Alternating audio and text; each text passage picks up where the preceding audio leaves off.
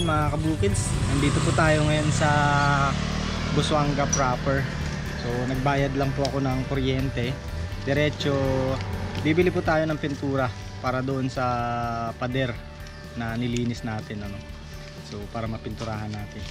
Kailangan ko na rin itong bayaran kasi baka maputulan kami ng kuryente. Wala ng ilaw si Mama B. At yun, ito po kasi sa amin, yung mismong Biselco yung pumupunta sa barangay-barangay kapag nakaschedule. Nung schedule, hindi namin nabayaran, hindi namin nabantayan. Kaya kailangan ko nang pumunta sa mismong office para hindi maputulan. So yun ang ating sadya po dito sa, sa Salvacion. 25 kilometers po ito mula sa amin. Bibili tayo ng pintura at saka pagbayad ng kuryente pinag-isa na natin kasi para hindi sayang sa biyahe. Yun, samahan niyo po kami at bili po tayo ng natin, pang pintura sa pader.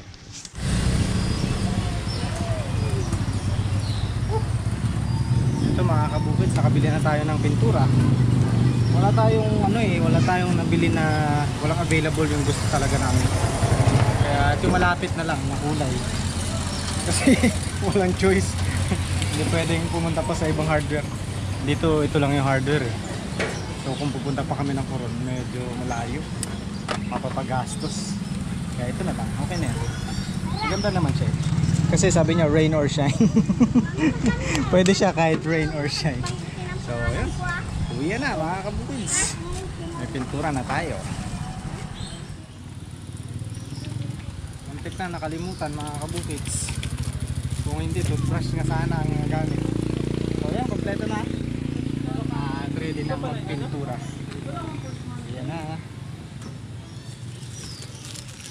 Maliit lang yung available. Walang malapad. Pwede na to. Let's go! Uuwi na tayo at magpipintura na.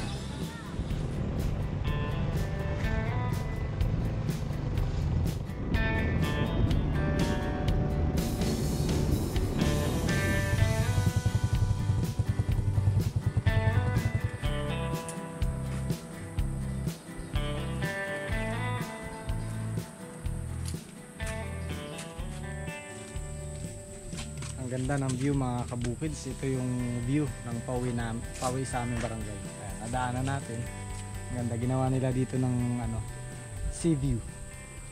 Pwedeng pumunta rito yung mga tao at magmuni-muni. Tumingin sa kalikasan. Ang ganda ng dagat, oh. Kitang-kita. Ang linaw. Ang kalmada. Pero mas maganda sana mamaya, no? Oo, kasi mamaya palubog. lubog na yung araw. Hello.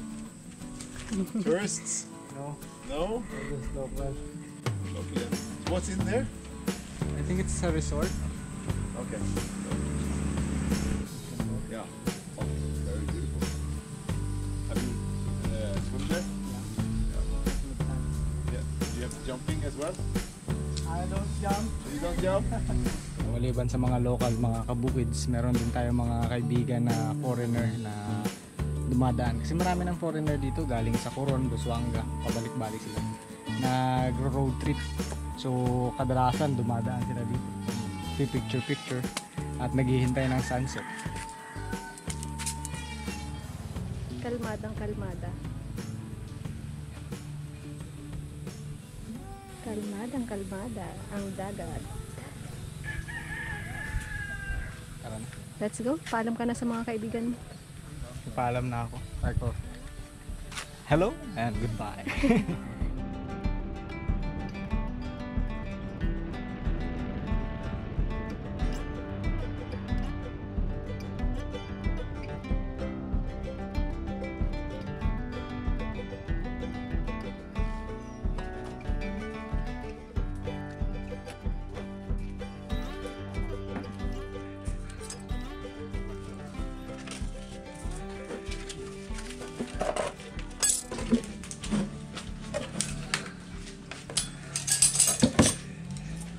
Meron natin turon.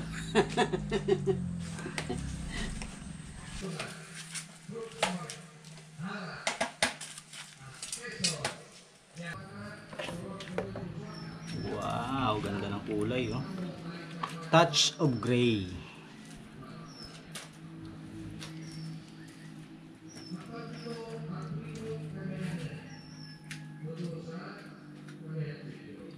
Dagdagan natin ng konting tubig mga kabukids.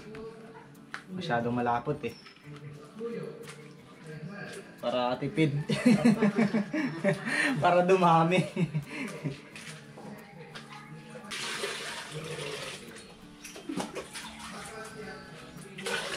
Oh, baka masobrahan. Labnaw na rin. Didikit pa kaya ito, ma? Oo, didikit yan. Didikit yan. Ganito ang pinagbabawal na teknik. Itong isang galon na to, aabot sa buong bahay. Pwede, pag ano, padat yan, anuhan na. Pero kung unang ano pa lang, unang coating pa lang, hindi mo makita yan. Ihigupin niya. Sana, eksperyensadong pintor. Ay, nagapintura ko dito eh.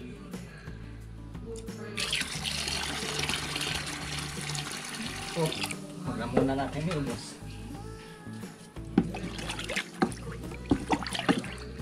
Parang lumabnaw naman. Ha? Kamalang yan. Yeah, sige, huwag mo muna ilagay yun. Tignan natin yung ilagay natin kung anong, ano niya. Yun, maganda ng mix.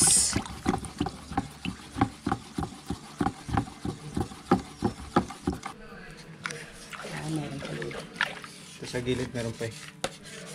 Sayang din eh. Yung isang balde, naging 2 balde. Itong malabnaw, pwede natin ipang ano, pang una ba? Para mamaya pag pinatungan natin, kumapal. Yan nga ang tinatawag nga na technique. Tipid technique. Tipid tips. Tipid tips. Kaya 1 taon lang yung pintura mo, bakbak na. Mahal din kasi mga kabukids ng pintura dito sa amin. Ito, ano na to, 790 na kaagad. Maliit pa lang. 1 galon. Medyo may kamahalan ng mga bilihin. Kaya bihira kami nakakapintura ng bahay. Hanggat pwede pa. Sige lang. Saka na kung medyo talagang matindi na.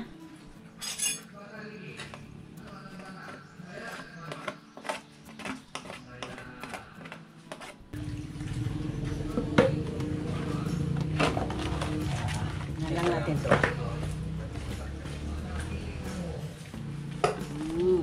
Abo, talagang linaw ah.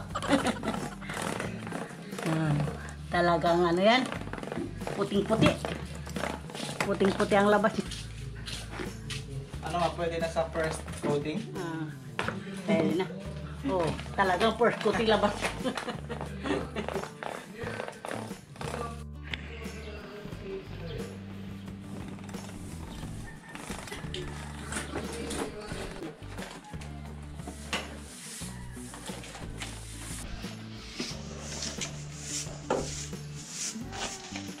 Okay, ganda na oh.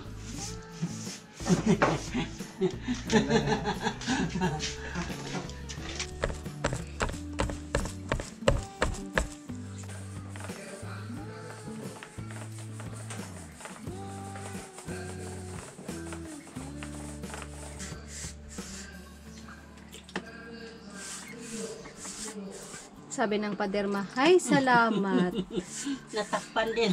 Dumi. Pumuti, puti din kami. Ang kanlang, ang bawas-bawas kulay.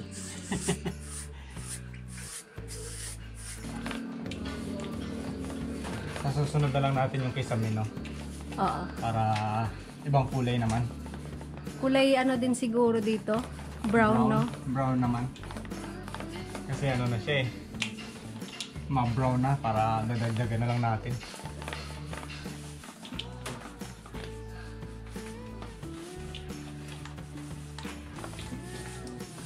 Ay, sobrahan nga ng paggulong ng sa bintana.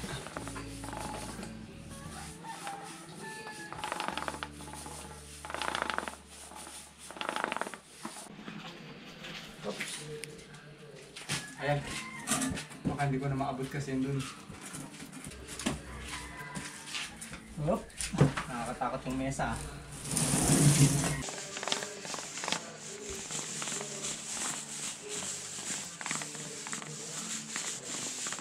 Niingatan ko hindi sumayod. Parang kumot na itong kisam. Marami nang pinagdaan ng bagyo. Marami na.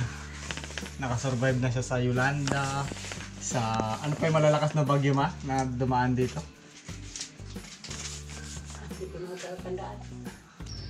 Bago-bago lang po itong ginagawa.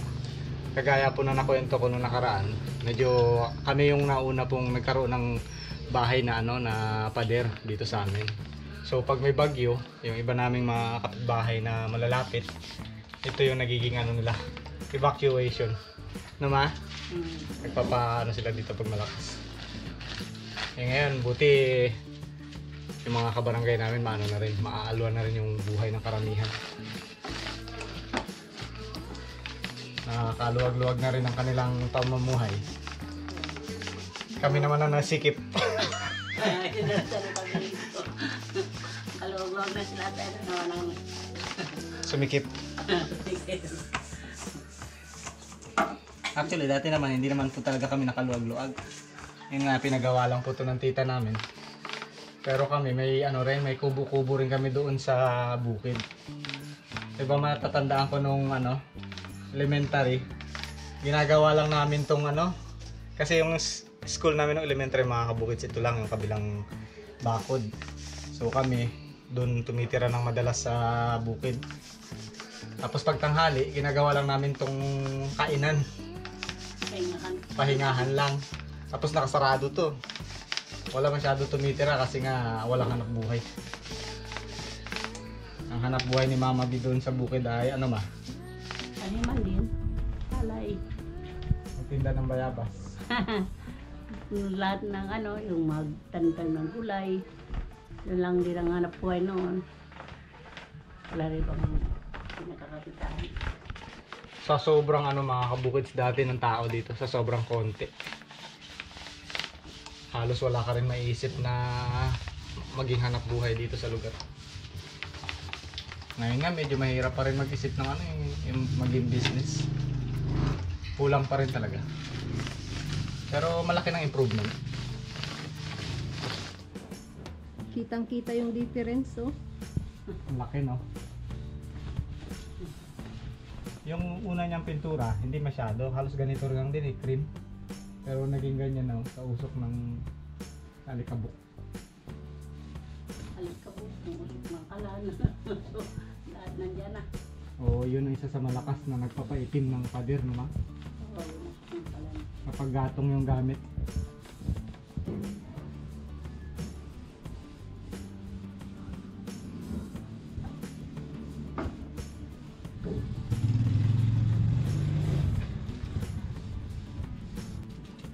Daming butas-butas.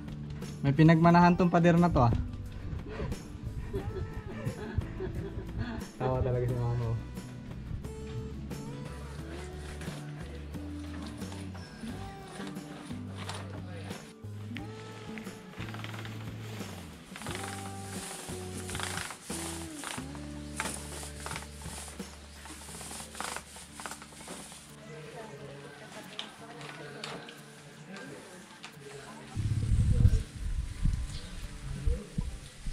Ito na kayo.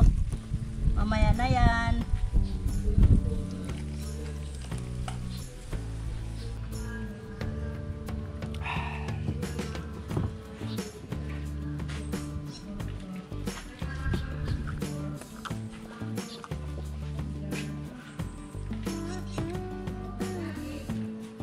Ang bagong bahay na rin. Yung pisami lang talaga yung panira.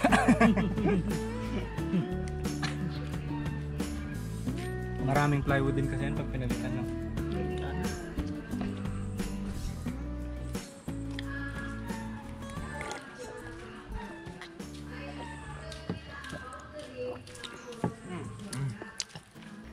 Refreshing. Sarap talaga. Dagdag.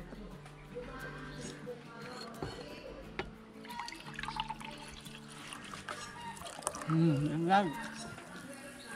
Daw.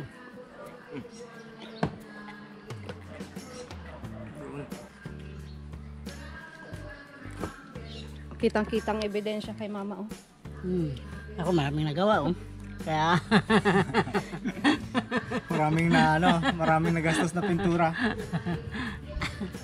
meron pa sa likod. Mabot na dito. Ba't yan, mabot na dyan yung ano mo? Ay, pagkamot ko. Ayan. Pati sa likod ng ulo mo, yuko ka daw. Ay, ito may mga pinto-pintura na. Galing ah. Magic.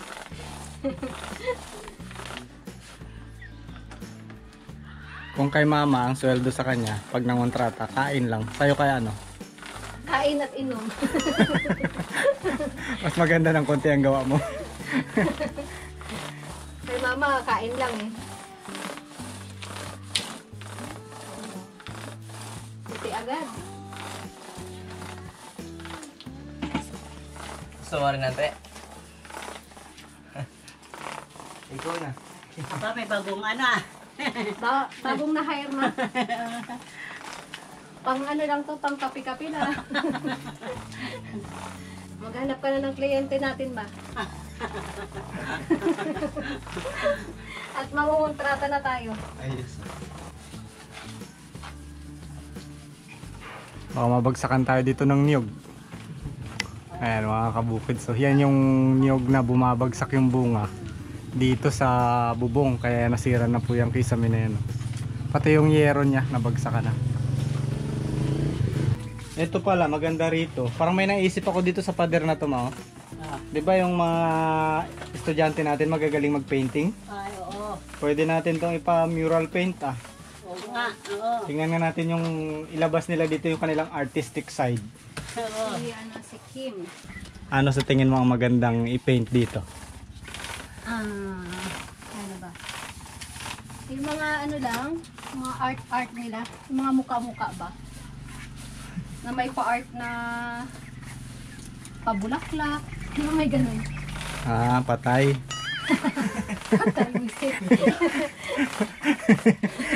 Mukha, tapos may bulaklak. Ano pa ang kailangan? Bulak? Hindi, yung art na nakikita mo, yung mukha, tapos parang may pabulaklak na style. Yun, maganda yun. Kayang gawin niya ni Kim, ni Tani. Alam mo ba yung mga artist talaga? Yung mga artist. May mga something kang hindi mo nakikita doon sa art.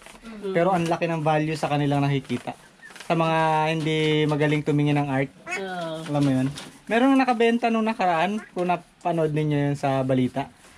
300 something million, di ba? Oo, yung saging. Yung saging lang na naka-duct tape sa pader. Saging lang nakadikit sa pader. Nabenta ng ganong kalaking halaga. Hindi ko nga makita kung ano yung kung ano yung value nun, pero sila nakikita nila. So may ano sa mga artist. Duct tape lang pala eh. Ano duct tape mo dito sa pader? Nyog siguro. Yun yung marami. Oo, yun ang meron eh.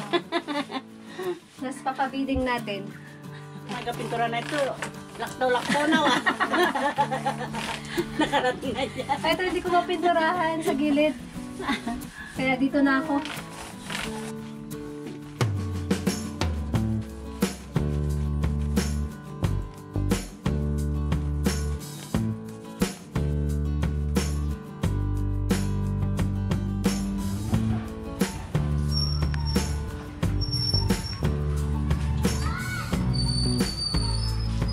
Ayan mga kabukids, tapos na po kami magpintura. At maganda rin naman yung naging resulta. Pwede na po kayong mag-book sa amin para magpintura ng inyong mga bahay. Pero one-sided lang po kami. Isang side lang po ng bahay ang aming pinipinturahan. Ang pinakamura po natin pwedeng ma-hire yung service ni Mama B. Kasi bako-bako. Salamat po, salamat sa panonood. Bukids!